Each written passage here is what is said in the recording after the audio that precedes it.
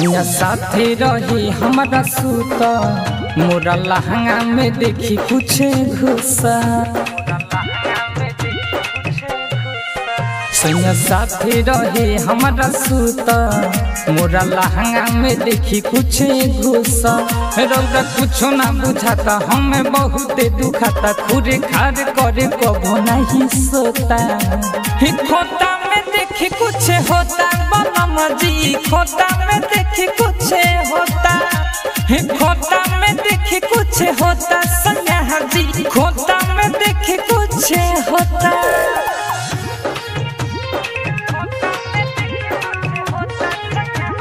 Recording by दोस्ती recording studio station road बड़ा आज जब नींद आवता कमर मोर टूवता तदी हंसी हरा के भाग जाता हो। एने ओने झटके तमन मोरा भटके जवनिया के आगे मोरा लग जाता है। जब जब नींद आवता कमर मोर टूवता तदी हंसी हरा के भाग जाता हो। एने ओने झटके तमन मोरा भटके जवनिया के आगे मोरा लग जाता हो।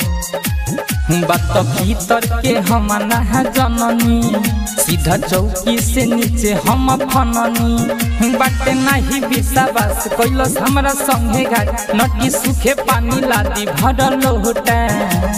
खोता में देखी कुछ होता बनम जी खोता में देखी कुछ होता। खोता में देखी कुछ होता सैया जी खोता में देखी कुछ होता।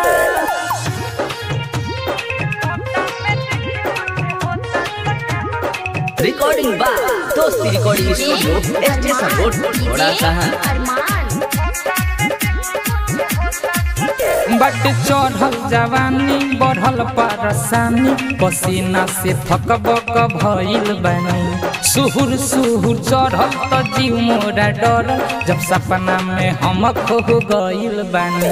बट चढ़ल जवानी बढ़ल परेशानी पसीना से थकबक भइल बानी। सुहुर सुहुर चढ़ल त जीव मोरा डर जब सपना में हम खो गइल बानी। राइटर धूमन रामकांत आइले प्रेमी में सबार के देखले। फटल लहंगा के कोरे घुस गइले जैसे चोर उड़ल रहे जैसे उड़ेला तोता। खोता में देखी कुछ होता बनम जी खोता में देखी कुछ होता।